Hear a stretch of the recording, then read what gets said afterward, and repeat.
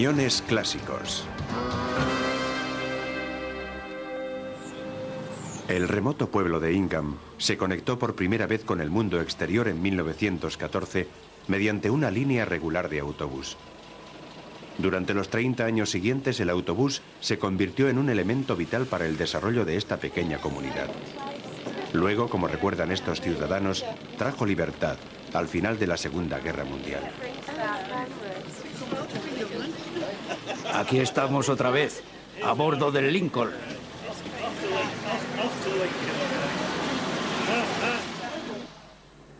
Durante la guerra, los autocares Lincoln sufrieron muchísimo. Este autocar iba lleno de pasajeros cuando le alcanzó una bomba incendiaria. Los pocos autocares que sobrevivieron hasta el desfile del Día de la Victoria estaban hechos una ruina. La situación era igual en toda Gran Bretaña.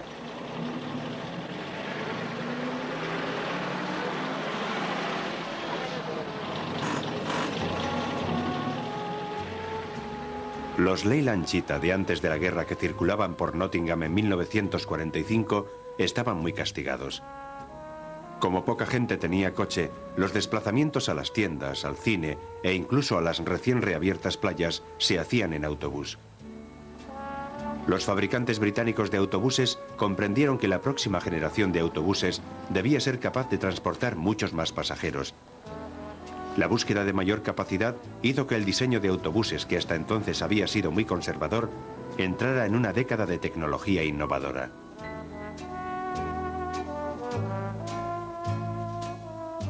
Billete de autobús.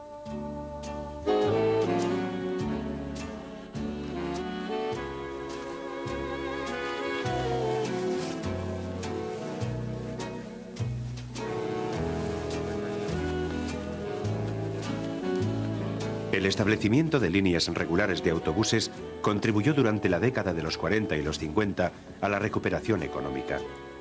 Como muchas otras actividades importantes, estaba estrictamente regulada. La ley garantizaba a la mayoría de los operadores unos monopolios impenetrables. Existía incluso una ley que impedía circular sin cobrador a los autobuses de 2 pisos. Salí del ejército y quería un trabajo. Pensé, quizá en los autobuses pueda tener un trabajo fijo. Y así fue. Ha sido un trabajo fijo durante 41 años.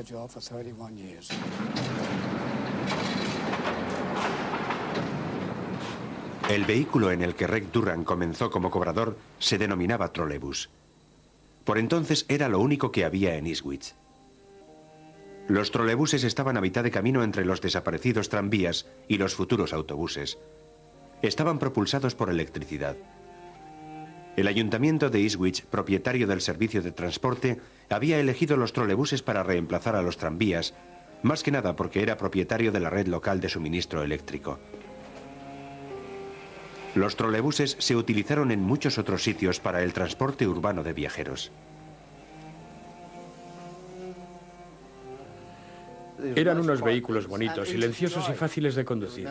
No producían ruido ni contaminación y eran muy apreciados por los viajeros. La razón de ese aprecio está bajo el suelo del trolebús. Una corriente de 600 voltios llegaba directamente a unas resistencias situadas en la parte posterior.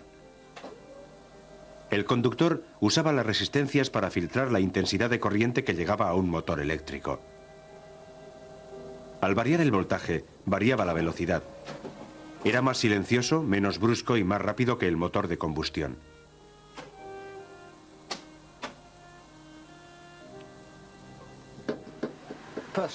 Personalmente opino que era la forma ideal de transporte urbano.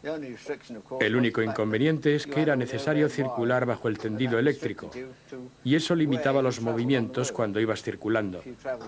Si te alejabas mucho de los cables, se desenganchaba el trole y te quedabas sin energía.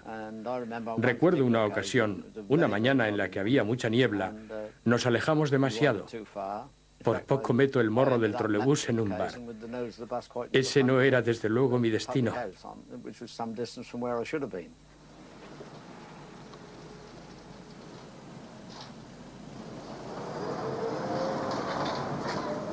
Durante décadas, Ipswich se mantuvo dentro de los límites del tendido eléctrico para trolebuses. Pero a finales de los años 40, la ciudad comenzó a extenderse. Se crearon agradables zonas residenciales en los barrios industriales de las afueras, destruidos por los alemanes. Pero el ayuntamiento no podía sufragar la extensión del tendido eléctrico hasta ellos. Esa fue la razón por la que en 1950 se introdujo en Ipswich el AEC Regen con motor diésel, que ya había probado su eficacia en Londres circulando junto a los trolebuses.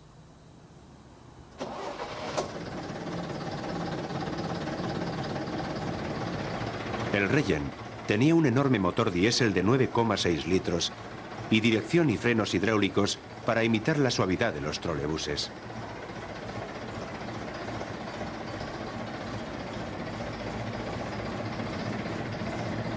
La caja de cambio estaba dotada de un preselector. El conductor preseleccionaba la nueva marcha cuando tenía ocasión y luego, cuando las condiciones de la carretera lo requerían, el cambio de marcha se realizaba de modo automático mediante aire comprimido.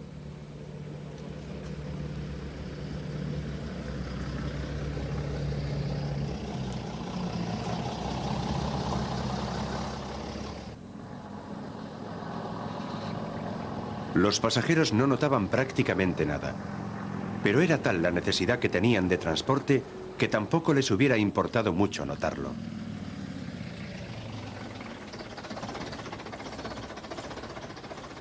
Veíamos cómo el barrio iba creciendo a nuestro alrededor. Creo que fue 2 años antes de que los autobuses comenzaran a llegar hasta aquí. Al principio estábamos algo aislados. Con la llegada de los autobuses nos sentimos integrados en la ciudad. Visitaba a los parientes más de lo que lo hacía antes de la llegada de los autobuses. Íbamos al pub, cantábamos algo y luego a casa. También tocábamos el piano, sobre todo el sábado a la noche. La noche del sábado era una noche de juerga. Dependías del autobús para ir a la ciudad cuando necesitabas medicinas o cosas así. Tooraloo, tooralay, it's a jolly fine club, and let's keep it that way.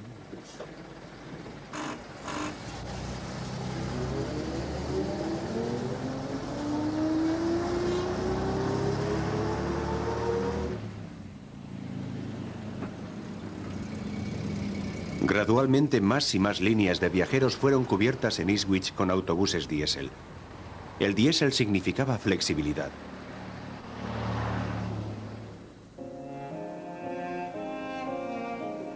Y gradualmente se iban retirando de la circulación a los trolebuses, hasta que finalmente solo quedó uno.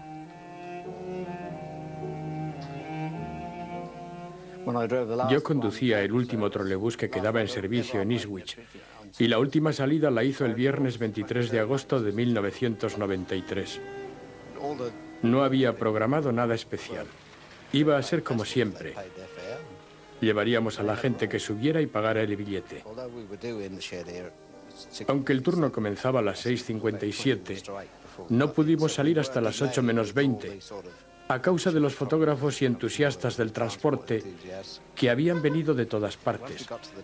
La noticia debió de haberse propagado, porque cuando llegué a la estación de autobuses había en la entrada un montón de gente de la zona que pedía autógrafos. Me sentí una persona importante. Fue todo un acontecimiento, pero triste en muchos aspectos. Todo lo que queda de los trolebuses es la red de cables y postes que ahora transporta electricidad a los hogares y que son un recuerdo de la importancia que tuvieron los trolebuses para la ciudad. En el extremo de la ciudad se encuentra el último poste. En su base hay un círculo de cambio de sentido. Hasta aquí podían llegar los trolebuses y sigue marcando los límites entre la urbana Ipswich y la rural Suffolk.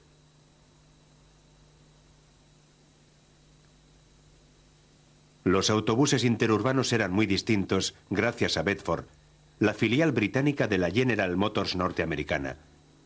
Bedford remodeló los austeros OB de antes de la guerra con estilo innovador.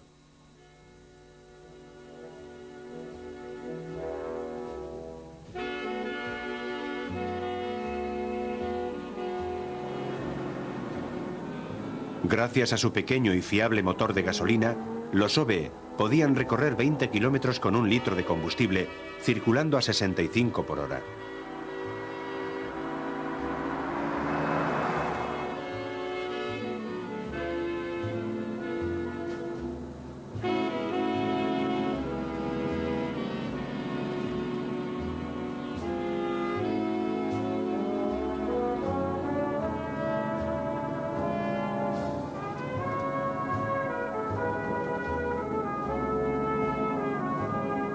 Los viajes en autocar constituían un lujo asequible que muchos operadores se apresuraron a explotar.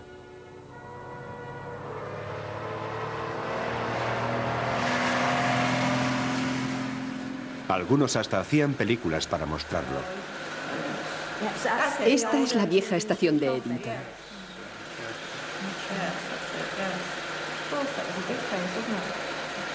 La familia de Elson Barton era la propietaria de la línea de autobuses de Nottingham. Durante los años 50, la empresa de la familia Barton se apoyó en películas que se ofrecían en los cines locales. Mientras se proyectaba la película, se entregaban horarios y folletos publicitarios a aquellos posibles clientes. Las películas mostraban escenas de vacaciones por Europa en autocares Barton.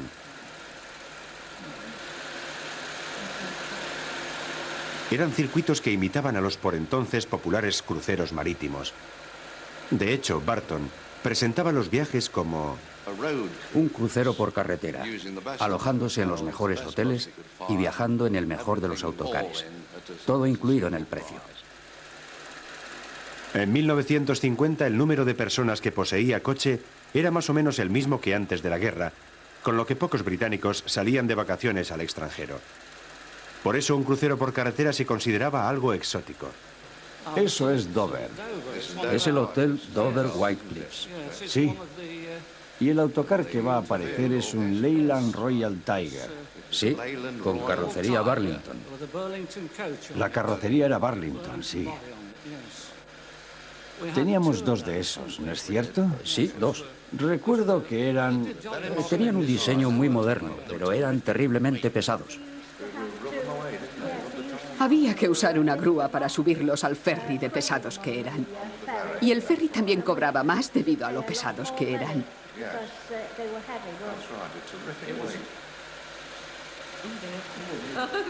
No era un trabajo fácil.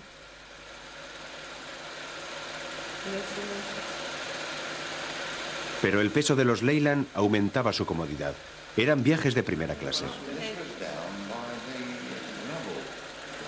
Los autocares estaban siempre inmaculados.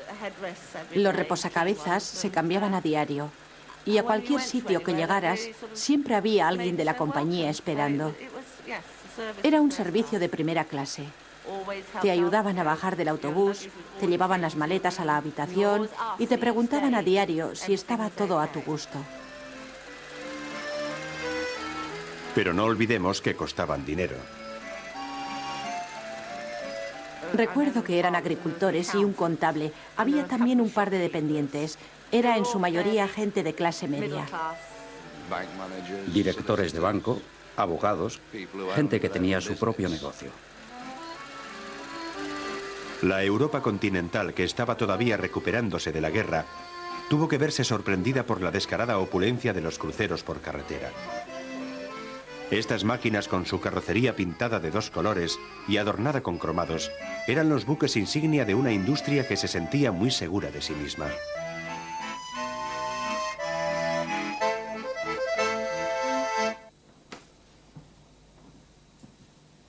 Este Bristol L de 1951 fue un prototipo de lo que con el tiempo se vería por todas partes. Un autobús de 1 piso con el motor bajo el suelo.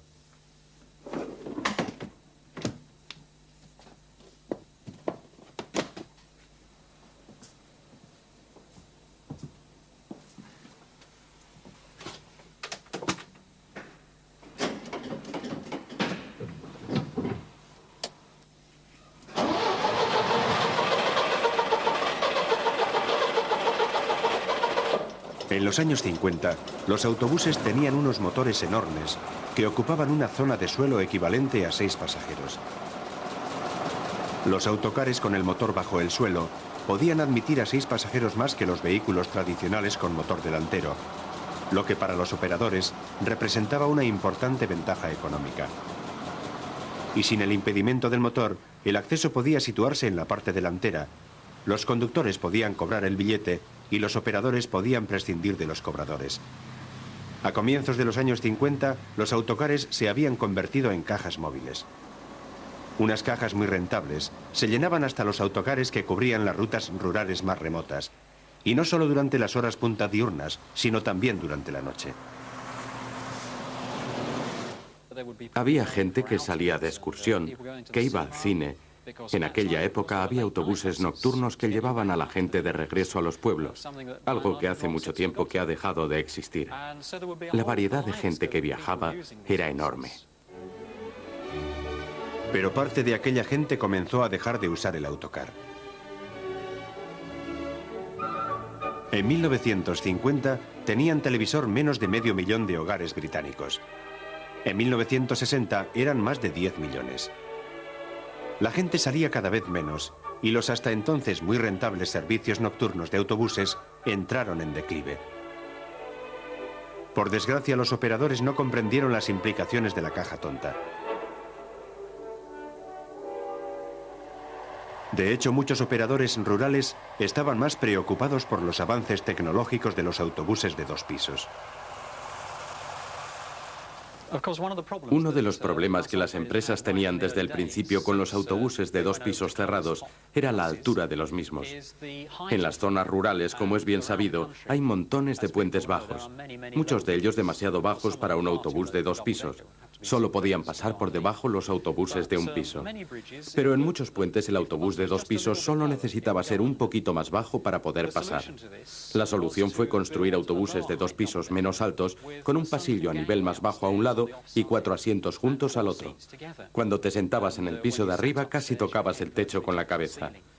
Y si te sentabas abajo, del lado donde estaba el pasillo superior, al ponerte de pie debías tener cuidado de no golpearte la cabeza. Hay que reconocer que no resultaba muy cómodo.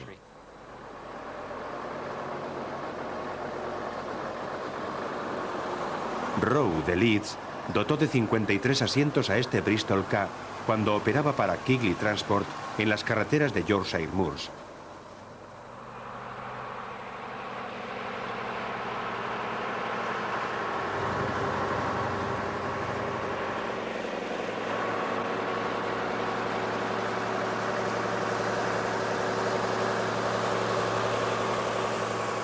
Durante algún tiempo este incómodo diseño de autobús dominó el transporte rural hasta que fue reemplazado por algo mucho mejor, el Bristol Loadeka.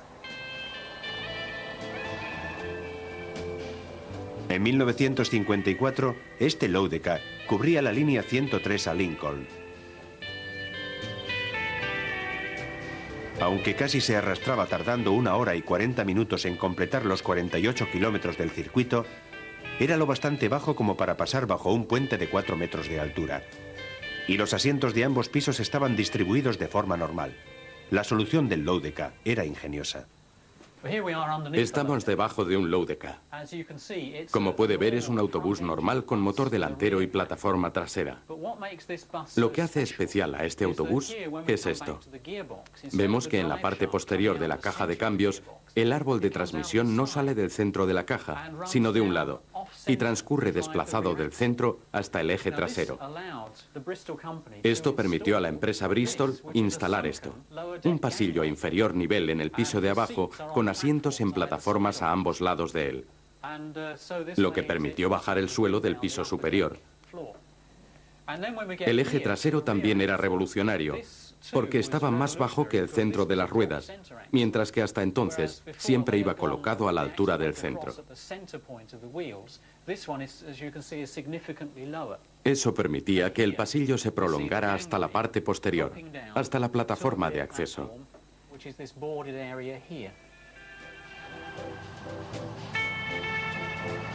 Los Loadeka se siguieron construyendo hasta 1968.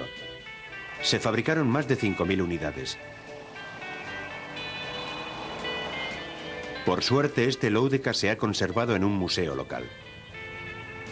A los habitantes de las cercanías de Lincoln, que fueron sus pasajeros, les trae a la memoria muchos recuerdos. Algunos hacía más de 30 años que no subían a él. El autobús era el único medio que tenía para ir a Lincoln. Sí, es cierto. Cogía el de las 6:30. 6:30 en Billingham. Así era. A veces cogíamos el de las 7 menos cuarto. Sí, y a veces no llegaba a casa hasta las 10 de la noche. Es cierto, no llegabas hasta las 10. Durante el verano solía avisarme mi hermana. Pero si mi hermana no viajaba, tenía que confiar en ti para que me despertaras en Ingham, porque generalmente me quedaba dormido. No era fácil dormirse en un Lodecar ruidoso y bamboleante. Estaban diseñados para conseguir capacidad, no comodidad. La empresa tocó techo al igual que muchas otras, y hacia 1952 el negocio comenzó a declinar debido al incremento del número de coches particulares. A finales de los años 50 el número de vehículos particulares era el doble que en 1945 y seguía ascendiendo a gran velocidad. La demanda de servicios de autobús estaba en franca decadencia. Pero este Leyland Atlantic mantuvo viva la lucha por acomodar más traseros en más asientos. Fue el primer autobús en colocar el motor en la parte posterior. El motor era un Leyland de 9,8 litros colocado transversalmente.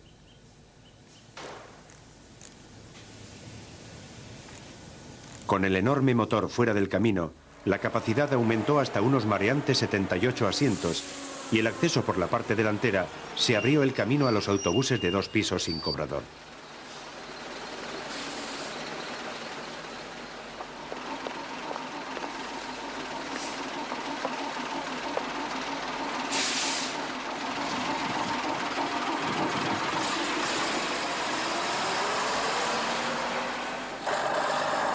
Con el Atlantic, todos los autobuses, tanto los de 1 como los de 2 pisos, se convirtieron en cajas estandarizadas.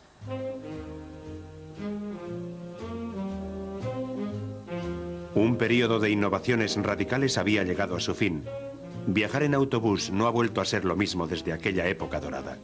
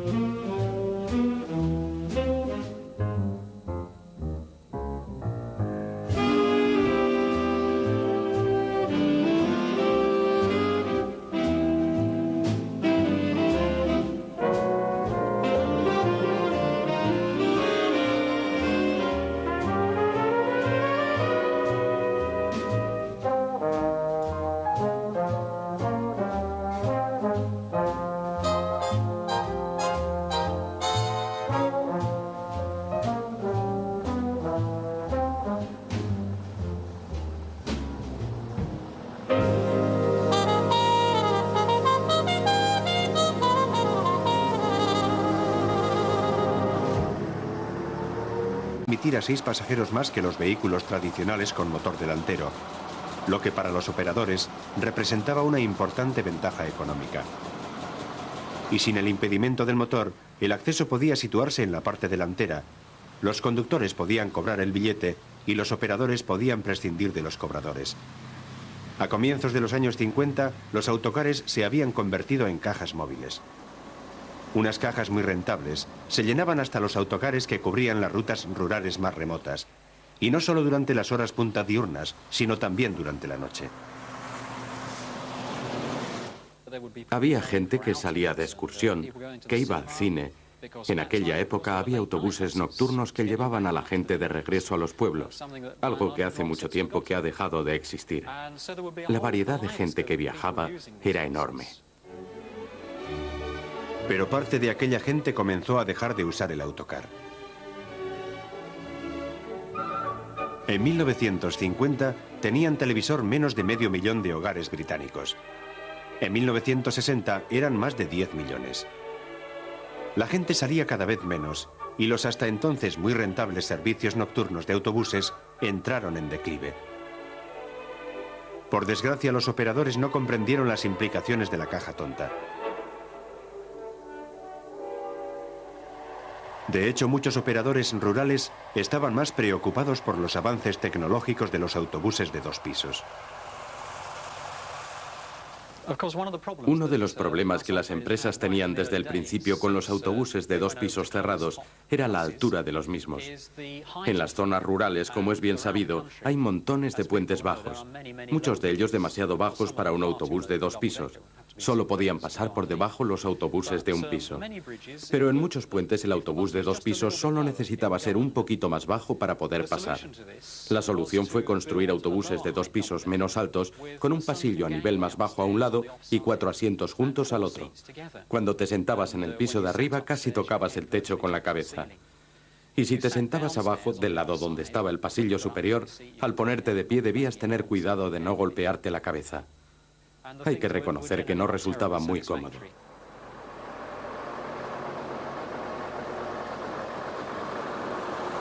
Rowe de Leeds dotó de 53 asientos a este Bristol K cuando operaba para Keighley Transport en las carreteras de Yorkshire Moors.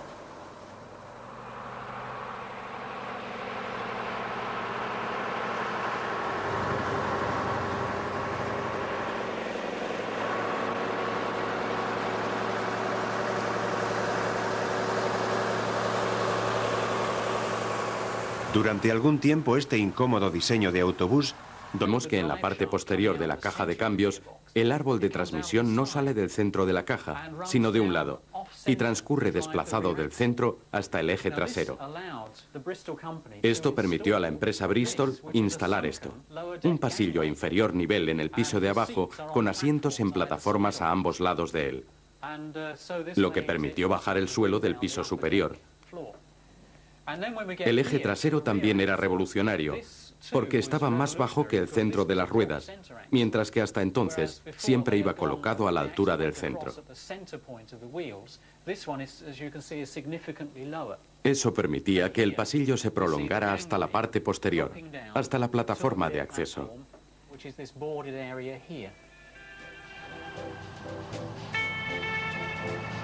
Los Low-Decks se siguieron construyendo hasta 1968. Se fabricaron más de 5.000 unidades. Por suerte, este Low-Deck se ha conservado en un museo local. A los habitantes de las cercanías de Lincoln, que fueron sus pasajeros, les trae a la memoria muchos recuerdos. Algunos hacía más de 30 años que no subían a él. El autobús era el único medio que tenía para ir a Lincoln. Sí, es cierto. Cogía el de las 6:30. 6:30 en Billingham. Así era. A veces cogíamos el de las 7 menos cuarto. Sí, y a veces no llegaba a casa hasta las 10 de la noche. Es cierto, no llegabas hasta las 10. Durante el verano solía avisarme mi hermana, pero si mi hermana no viajaba, tenía que confiar en ti para que me despertaras en Ingham, porque generalmente me quedaba dormido. No era fácil dormirse en un Low-Deck ruidoso y bamboleante. Estaban diseñados para conseguir capacidad, no comodidad. La empresa tocó techo al igual que muchas otras, y hacia 1952 el negocio comenzó a declinar debido al incremento del número de coches particulares. A finales de los años 50 el número de vehículos particulares era el doble que en 1945 y seguía ascendiendo a gran velocidad. La demanda de servicios de autobús estaba en franca decadencia.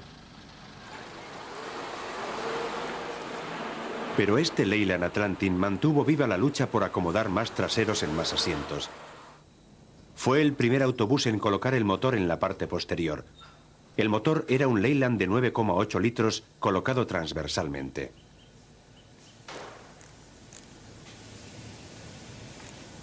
Con el enorme motor fuera del camino, la capacidad aumentó hasta unos mareantes 78 asientos y el acceso por la parte delantera se abrió el camino a los autobuses de 2 pisos sin cobrador. Pero el ayuntamiento no podía sufragar la extensión del tendido eléctrico hasta ellos. Esa fue la razón por la que en 1950 se introdujo en Ipswich el AEC Regent con motor diésel, que ya había probado su eficacia en Londres circulando junto a los trolebuses.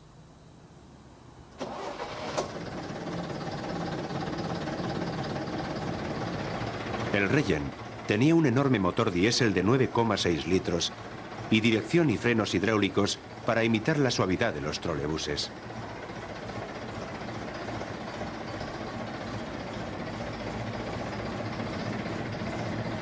La caja de cambio estaba dotada de un preselector. El conductor preseleccionaba la nueva marcha cuando tenía ocasión y luego, cuando las condiciones de la carretera lo requerían, el cambio de marcha se realizaba de modo automático mediante aire comprimido.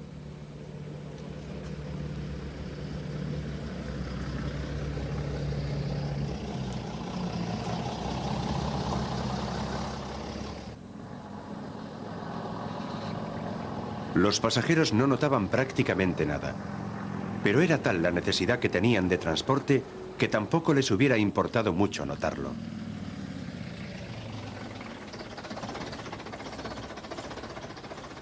Veíamos cómo el barrio iba creciendo a nuestro alrededor.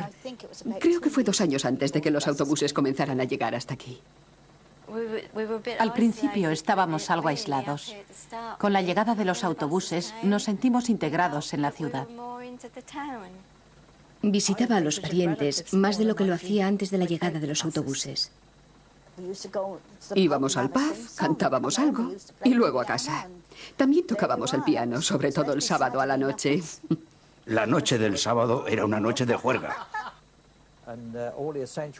Dependías del autobús para ir a la ciudad cuando necesitabas medicinas o cosas así. Tooraloo, tooralay, it's a jolly fine club, and let's keep it that way.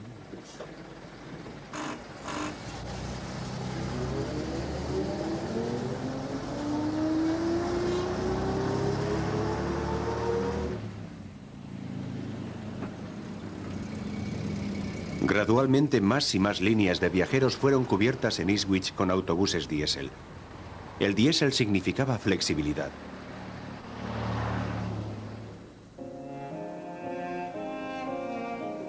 Y gradualmente se iban retirando de la circulación a los trolebuses, hasta que finalmente solo quedó uno.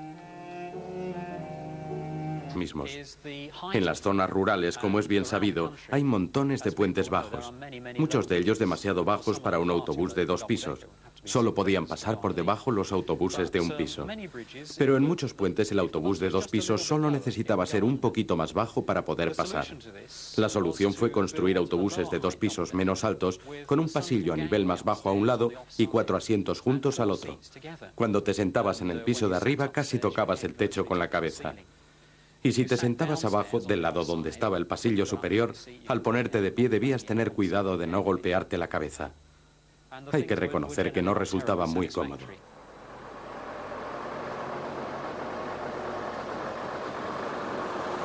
Rowe de Leeds dotó de 53 asientos a este Bristol K cuando operaba para Keighley Transport en las carreteras de Yorkshire Moors.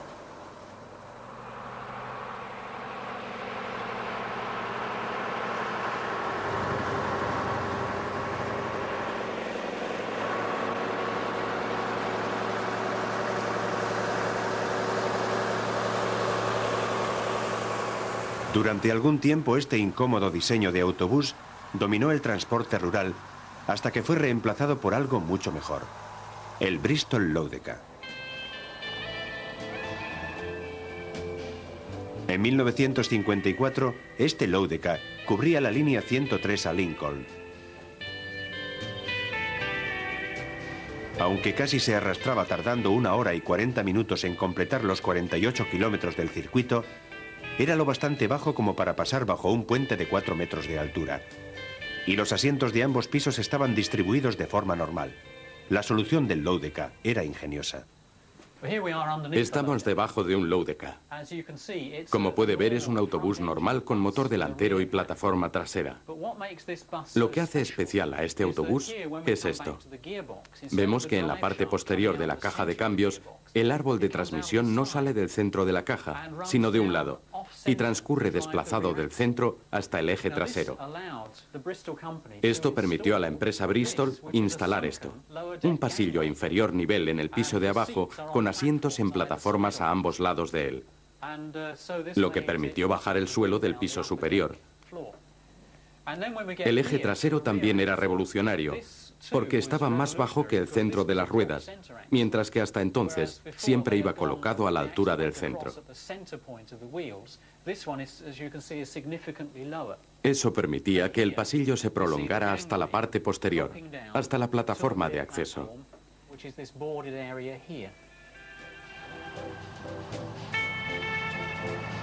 Los Low-Decas se siguieron construyendo hasta 1968.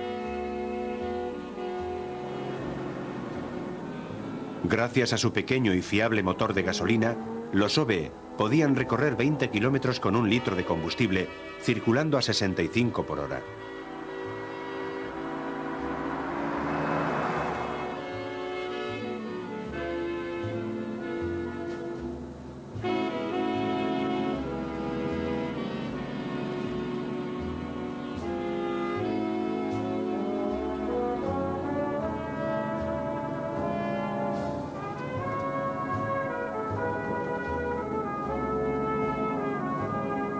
Los viajes en autocar constituían un lujo asequible que muchos operadores se apresuraron a explotar.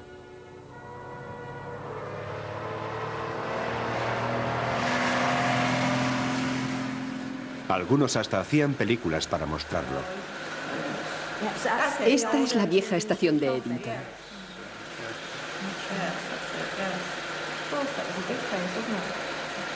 La familia de Elson Barton era la propietaria de la línea de autobuses de Nottingham.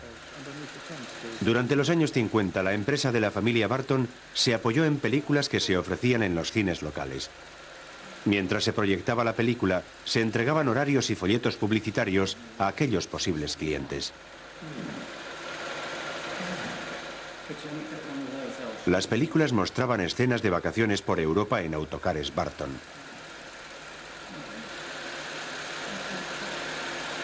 Eran circuitos que imitaban a los por entonces populares cruceros marítimos. De hecho, Barton presentaba los viajes como un crucero por carretera, alojándose en los mejores hoteles y viajando en el mejor de los autocares. Todo incluido en el precio. En 1950 el número de personas que poseía coche era más o menos el mismo que antes de la guerra, con lo que pocos británicos salían de vacaciones al extranjero. Por eso un crucero por carretera se consideraba algo exótico. Eso es Dover. Es el hotel Dover White Cliffs. Sí. Y el autocar que va a aparecer es un Leyland Royal Tiger. Sí, con carrocería Burlington. La carrocería era Burlington, sí.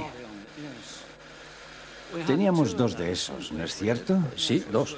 Recuerdo que tenían un diseño muy moderno, pero eran terriblemente pesados. Había que usar una grúa para subirlos al ferry de pesados que eran. Y el ferry también cobraba más debido a lo pesados que eran.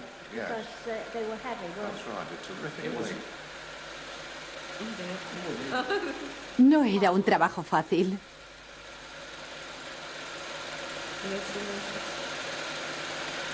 Iba lleno de pasajeros cuando le alcanzó una bomba incendiaria. Los pocos autocares que sobrevivieron hasta el desfile del Día de la Victoria estaban hechos una ruina. La situación era igual en toda Gran Bretaña.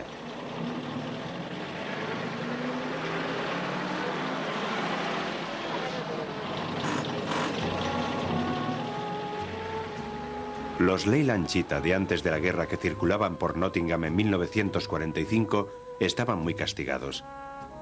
Como poca gente tenía coche, los desplazamientos a las tiendas, al cine e incluso a las recién reabiertas playas se hacían en autobús.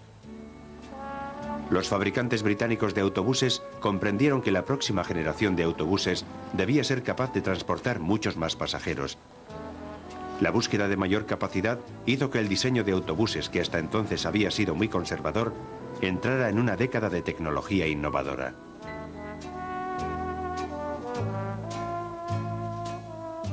Billete de autobús.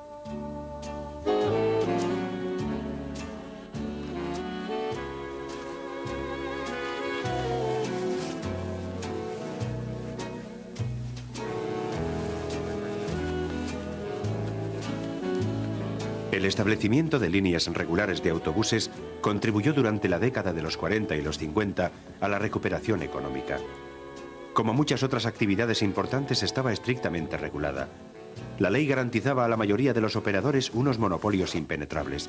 Existía incluso una ley que impedía circular sin cobrador a los autobuses de 2 pisos. Salí del ejército y quería un trabajo. Pensé, quizá en los autobuses pueda tener un trabajo fijo. Y así fue. Ha sido un trabajo fijo durante 41 años.